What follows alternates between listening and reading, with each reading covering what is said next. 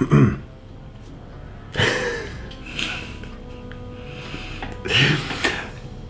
and welcome to Can Talk, the show where we can talk about movies.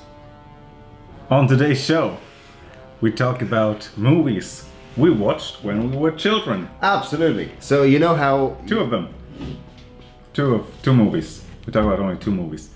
But we might set this up as a little gimmick, so we may or may not come back to it, which we will. Every second episode will be a gimmick childhood episode. Yes. Yeah. So you know how there's some movies where you remember them fondly. You have excellent memories of watching them over and over again when you were 5 or 6 or even 7. So this is a movie that I watched. The movie that I contributed to this gimmick idea was a movie called Robot Jox. Robot Jox and Robot Jox. Jox. Okay. Yeah. It's an odd choice. It's an odd choice. And actually, I originally watched it in Bulgaria. It was dubbed, and You're busy talking. Go on. So, I mean, I can. Go on. You're wasting the time. Okay. So, Robot Jox is a movie about robots. It's a new age of combat. Human beings, genetically engineered to be the best fighters in history. 2 champions It isn't over until someone wins. at war with each other. And I had this. I bought this from the VHS shop because I liked it so much, and I watched it very often. But I hadn't seen it for a good 20 years or more. Who did you watch it with? I watched it with my friend Ivan, who is the composer of some of our films. So check his work out. So that's my film. And tell me about your film that you contributed. I can't hardly remember what happened in the film. I just know that I liked it. Right. I know that Charlie Sheen and Emilio Estevez were garbage men, and they find a dead body, and there was something with the pizza guy. But that's all I could remember. And watch it with my brother and my cousins, my grandparents' house, and so I have this childhood family memory with it. This is the last year we throw trash. You said that last year. Yeah, but this year I mean it. You meant it last year. Just think of the garbage business as a way station on the road to Nirvana. What was that for? You didn't like it. No, I liked it a lot. Then shut up. But I had no idea if the film holds up anymore.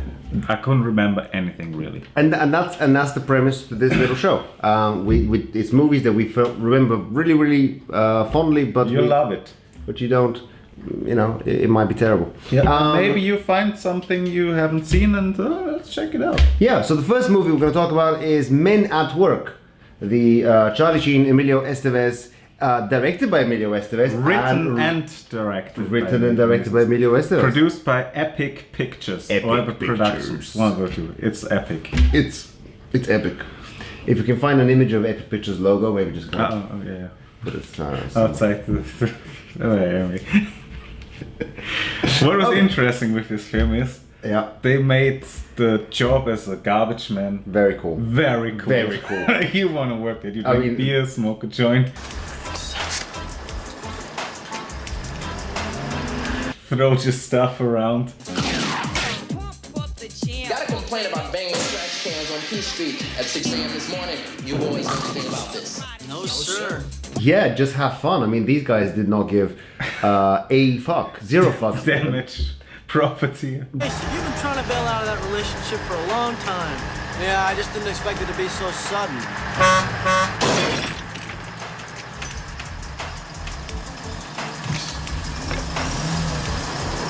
Hey, back to this, James! Yeah, it seems like a fun job. But anyway, it's a comedy, right? It is a comedy. Yeah. Comedy is definitely from 1990. Back in the day. Back in the day, they made this film. So this is a film I hadn't even heard of. I think I had heard of the title, but not really been aware of it, and I hadn't seen it. So it was interesting to see it now, to see Charlie Sheen in one of his early roles, I think. I mean, this was definitely pre of his big breakout roles. This was before Hot Shots, I think. Oh, yeah. and before Hot Shots 2. Hot Shots 2. Yeah, which was even better, I think. One day we'll talk about Hot Shots. The company they work at, the Garbage Men, it's shown as it has a structure of a police station. So they have this black angry boss. Of course, the sergeant. In the 2 years you have worked here, you have broken just about every city ordinance that pertains to this line of work. Well, you can't say we haven't been a lot of laughs. I'm glad you have a sense of humor, Mr. St. James. Unfortunately, the majority of the people in this community do not. Another team they compete with and they bring Yeah. pranks at each other. Well, it's like The pranks are a bit dangerous, if you ask me. Hey, boys, where's your originality, huh?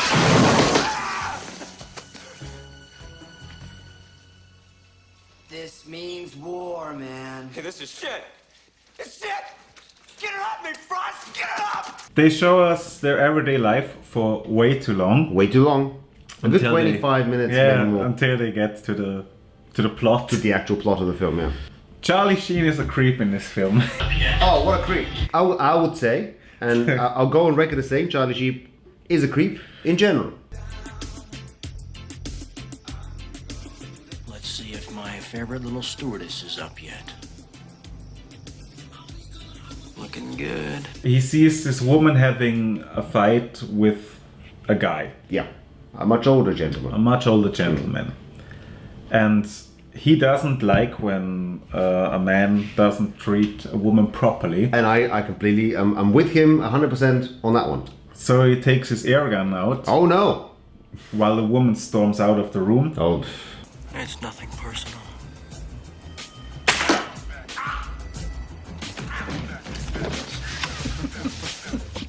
Meanwhile, gangsters come in and strangle the man to death in the other apartment. in the other apartment and take him with them.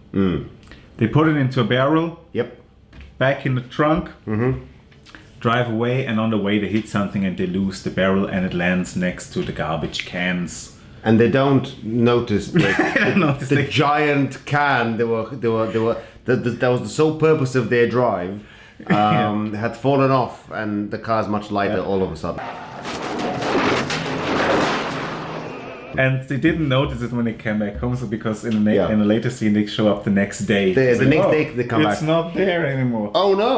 And wait, you might have guessed it, the garbage men collect the garbage and they find this dead body inside. Dead body. Oh, look at here. Looks like somebody threw away a perfectly good white boy. Which is the guy that they shot in the ass the night before. Yeah. So they think for way too long again. For way too long again, they think they murdered him by shooting him in the ass with a pellet gun. Yeah, and Emilio Estevez wants to snitch to the police. And Immediately, that guy has which is a no reoccurring theme in the... no balls, no cajones. We're screwed. What do you mean we? You pulled the trigger, pal. There's some serious overacting in this film. OMG. Well, did it ever occur to you two idiots that she might have the cassette? So in the 80s movies, late 80s, early 90s movies, what they tended to do a lot of was have businessmen, just evil businessmen, be the big bad. So you even saw movies like Batman Returns, right? Max Schreck was just a businessman. He's just an evil businessman. And in James Bond, even they had like a random just business guy in the 80s and 90s.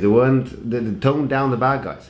So this businessman in this case, instead of having him be involved in some dramatic, some evil corporation stuff, no, he produces paint thinner.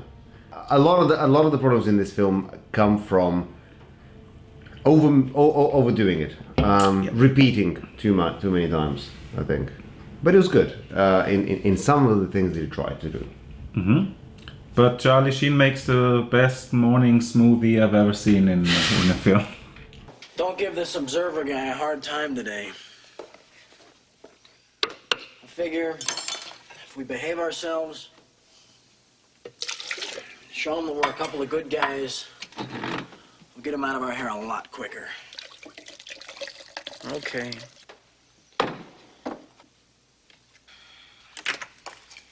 For all we know, it could be some crazed combat veteran. That's the humor works in the film when there's these subtle moments. Well, it's not really subtle when he makes his movie. Yeah. But it's in the background. It doesn't. It's in the background. Yeah. It just happens. There's some clever stuff in this, and I almost feel that they had some good scenes planned out, and then built the rest. Around them, and it just didn't really hang together. I think they probably had a good 45 minutes of like really good stuff.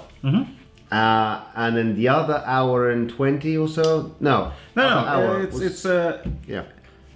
There is one half an hour in it that is very good. Then another half an hour they stretched this thing. Yeah. And the last half hour is just the ending, which is the third act is terrible. Terrible. Let's talk about the ending because there is so much crazy shit going on that math doesn't make any sense.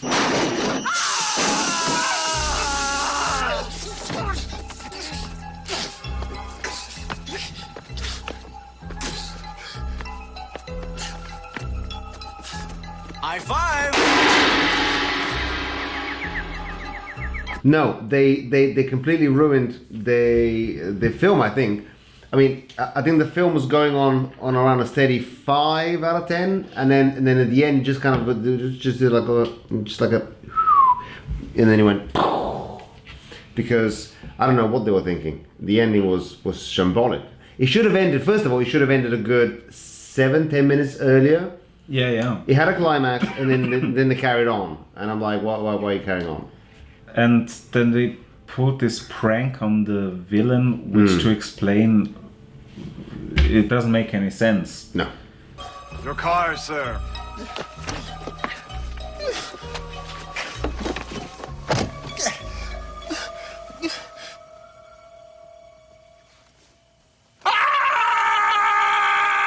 Do you remember much of this? I remember most of the scenes in the apartment when the pizza guy comes in. Right. We didn't mention the pizza guy. mention the pizza guy. So because he is important. He's very important. Or not. No. Listen, he must be important because here's what happens with this pizza guy. He knocks on the door, he's delivering pizza. So far so good. For no reason, one of the people is dragging around a corpse in the background.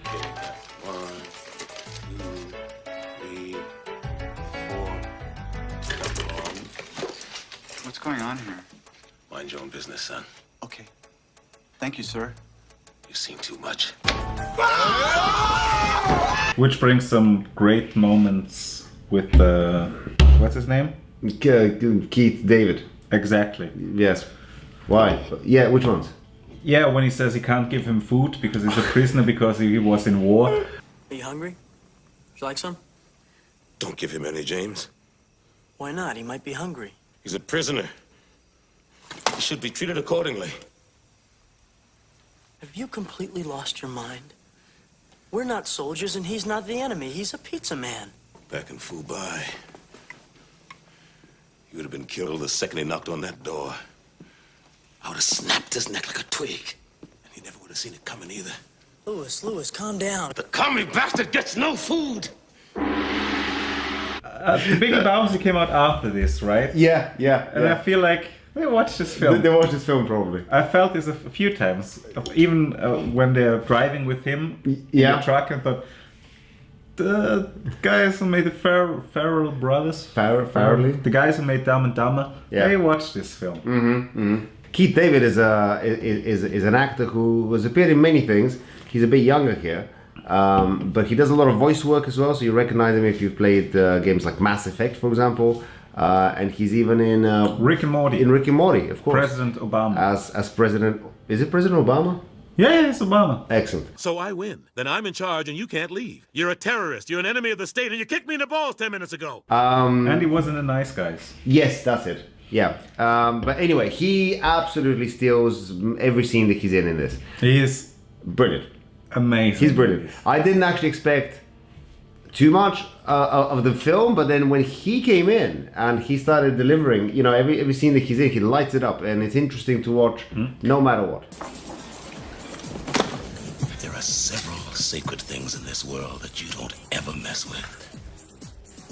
One of them happens to be another man's fries. Now you remember that, and you'll live a long and healthy life. So the pizza guy, he's very important because they abduct him. And then after they abduct him, they give him nothing to do really. At one point they give him the chance to escape essentially by saying... But he just doesn't. But I think he just doesn't. He's abducted. And he's left alone and he said, to guard a corpse. He said, I'm not coming with you guys to fight the bad guys. Yep. I'm not a hero, I'm just a pizza man. Yeah. And then he stays in the car watching the body instead of dead body. going home to his girlfriend or whatever. You think that pizza guy had a girlfriend? Yeah, it was in the last phone in the kind of post credits. During the credits. Did we watch the post credit scene? There wasn't a post credit scene, but while the credits were rolling, there was an emergency call. Oh. And she said that his boyfriend went to the pizza place to work and never came back. Oh, that's the one. Okay. Oh, I missed that little detail. Very clever movie. Yeah. Yeah. So cool. I can totally see why and how that would be a movie that you'd watch and remember. It's quite fun. Quite fun. Has some good shit. A lot of these movies don't hold up. Okay. Yeah. I wouldn't recommend it to anyone. Yeah. But if it's on, maybe leave it for a bit. It has its flaws, but it's fine, I guess. The flaws are just from scenes overstaying their welcome. There's some good nuggets of stuff in there. Scenes overstaying the welcome and the terrible ending, but the first two acts are watchable. The ending was terrible. Okay. Let's go on to your movie. We're not going to grade the movies, are we? It's just like, yeah, watch it or whatever. The maximum sentence for murder? I did not murder anyone! Pump it up a little more, get the party on the dance floor. You and your stupid pellet gun!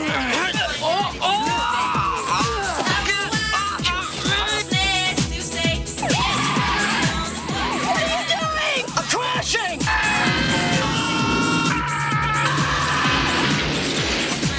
So, the movie I brought along was Robot Jox. As I said earlier, you have never seen it before or heard I've never before. heard of it. Even. Amazing. Yeah. Amazing. So it has oh shit, I forgot his name.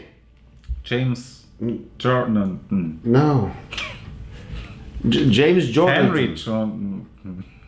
Anyway, it has this guy. And you probably see him in lots of other things. Yeah, what other things? You said that and I thought, I have never seen his face. Alright, fine. Let's stop. Let's have a Google moment. Bring out your phone. Don't you know it from memory? No. You said you know it from... You said to... No, listen. He didn't let me finish.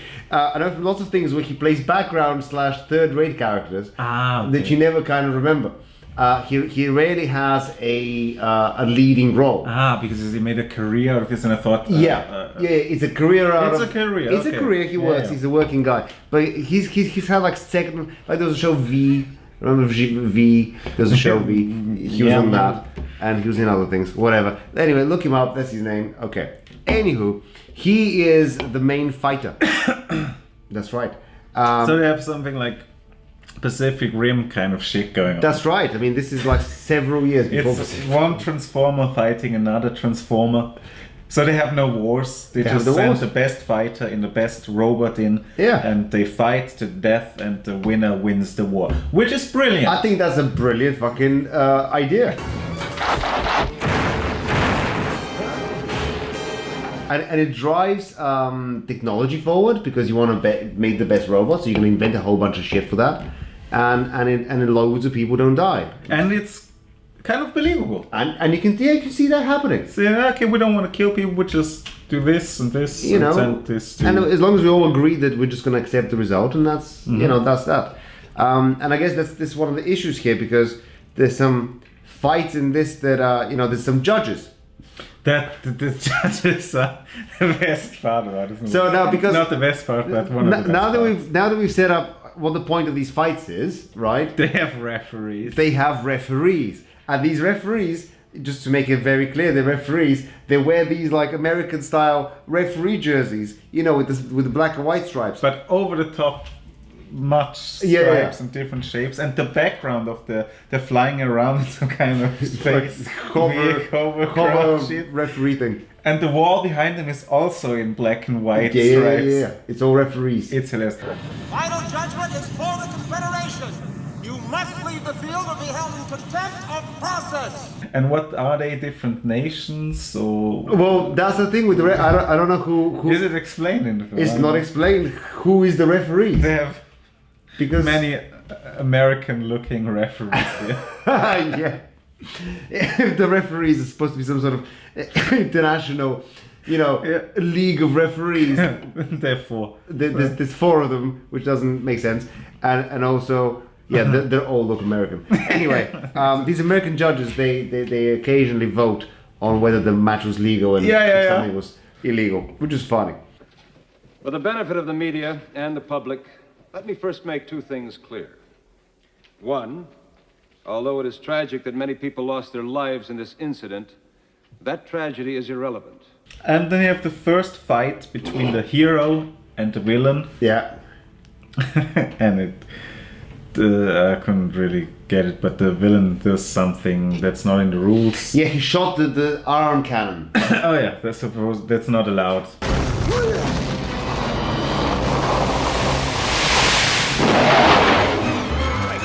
They're not allowed. That's a big no-no. So there's 2 stages to the fight. You have the first stage to the fight, which is you can use all your fancy lasers and missiles and shit. And then after that is hand-to-hand combat only. Not allowed to have any launching projectiles. And this guy cheated by launching his whole hand. Okay. And that was the whole point. I see now, because that's something debatable. We hereby declare the match inconclusive. A draw. Stewardship of Alaska will remain undetermined for 1 week. Because basically it's not a missile, it's the hand. So it's hand-to-hand combat. So is it okay? Isn't it okay? The Russians were trying to play the system, and they thought they could get away with it, and they kind of almost did. But instead of winning the fight, which is what they should have done, it was supposed to be a rematch. They set up the big rematch, but we have the hero's journey. The hero refuses the call. But hold on, why did the hero refuse to go? No. I forgot to say that after the hand is launched, the hand is actually gonna go and is about to hit some a stand of that's important. Of like 5,000 spectators who've come to watch this match, and the hand, which is projected kind of missile, is about to destroy it. So he in the robot suit goes in front of the missile and blocks it, but by blocking it, it does push him onto the same complex of spectators. Hundreds of people die. 300 people died. Very tragic. So that's bad.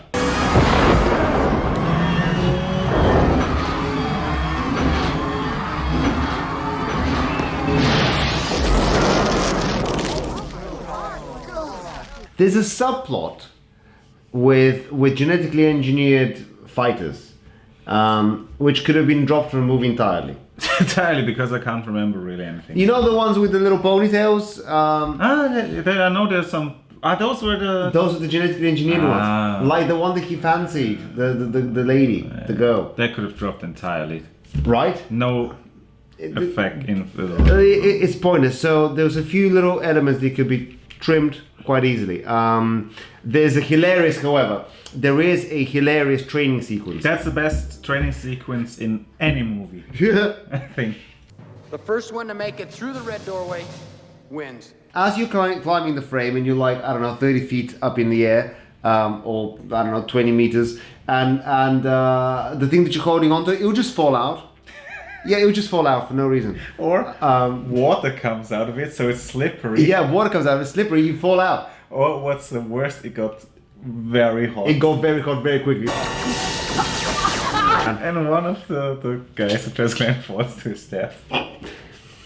Yeah, it's hilarious. The funny thing here would be the phone call the sender has to make to the parents of the trainee. Sorry, Mrs. Smith, your son died. Yeah. Your son died during a routine training exercise. But I'm sure he did his best. And stay alive. Where we burnt his hand off a fucking thing and he fell 50 feet. There was no CGI in this. It was all stop motion. Stop motion, which I prefer over half decent CGI. Absolutely, yeah. This is clearly, even back then, this is not a movie on a high budget. This is 1989. But for that period, the stop motion thing is really good. It was good, yeah. Yeah. Best thing about the movie for me is the villain. Because he acts like the hero would respond. Because he's the hero of his nation. Yeah, and the hero of the movie talks to him and kind of offends him. Yeah. And he gives a comeback to this, and I thought, if this would be in a James Bond movie, that would be him. That would be him, and gives a cheeky answer. Yeah. Let's finish it, Alexander. Here now. I would not fight you even if you were sober. I don't fight for fun. I mean, that's a fucking professional here. Exactly. Doesn't fight for fun. Yeah. Only for the sake of this conflict. War. He doesn't enjoy killing people. Yes. He's just the chosen one of Russia. Yeah. I do not fight two bees. You will. Next week. It'll be me. Better hope not. I will make your death interesting. Well, I liked some of the elements of the world building here as well. So this is post World War III, and the point is that in World War III a nuke was used, and a lot of people died. That's what in the background. This is stuff you only notice if you think about it. In the background there was adverts for people to have babies, and there were subsidies. If you have 6 babies, they give you 30,000 or something. Because a lot of people died in World War III after the nukes, so they're trying to repopulate. People were poor. There's a throwaway comment about, oh, you know, because you're coming, we went to the shop and got actual real meat. You know, and you look at the soup and it's like all soup and like one little sausage. But they made such a big deal about it, so it's obviously very scarce. But I was thinking, it doesn't fit into this movie, like the whole plot with the soldiers. Oh yeah, there's lots and that plays into it. I was more confused by the post-apocalyptic kind of thing. Right. Anyway, I thought at one point that the hero of the film is not going to fight the villain, but his love interest and yeah, she's one of the new genetically engineered people. And you found out boys and girls are different. I mean, for being a champion. But there's nothing special about your body. Yeah, she fights against the Russian, and I thought, oh, this is interesting. The hero just gives advice. Yeah. Kind of thing. And then, of course, she loses, and she loses way too quickly because she's a woman. One of us leaves this room and fights Alexander. You crazy bitch. Ah! And then he gets in and does the job done. And then he gets in and shows her how a real man does it. They try to and they do have like this kind of like feminist angle, and which they give away straight away, like, as soon as possible. And I'm still not sure what their relationship is. They kissed a couple of times. Yeah, but he kissed her mainly. He did, like a creep as well. It was like, one of them was a bit creepy, like it felt a bit forced. But I'm not sure if she ever kissed him back.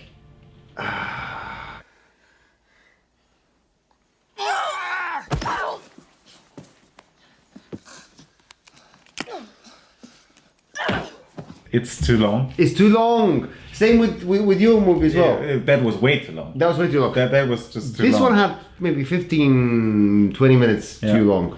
One subplot too many. Yeah.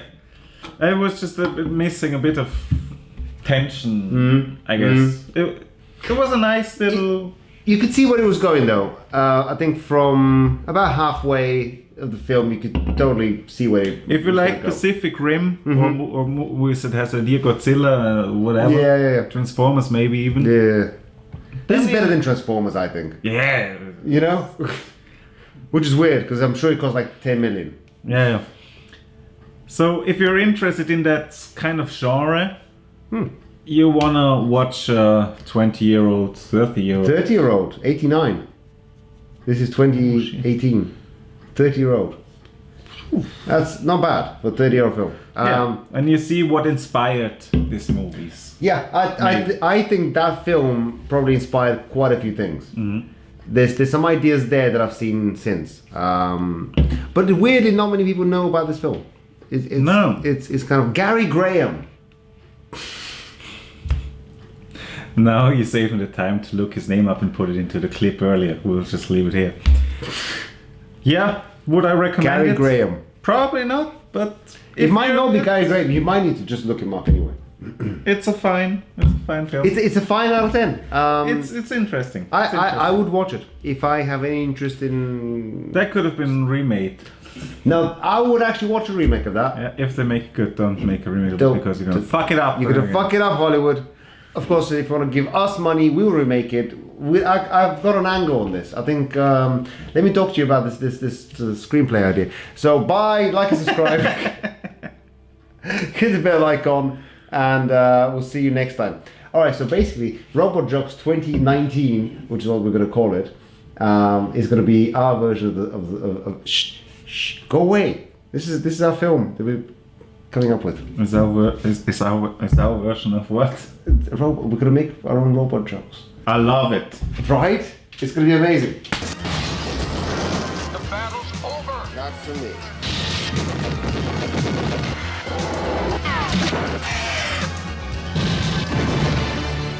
Robot Jox. Genius the shit out of it. Genius. All right. See you later. Right. Why don't we just do a very short look? We also make films. Check out our film. Here's the link, and then just keep it super minimal. 2 sentences about it. We shot it last year. We think it's pretty cool. Link is in the description below. Check out our other channel. Out. You know, just in or out.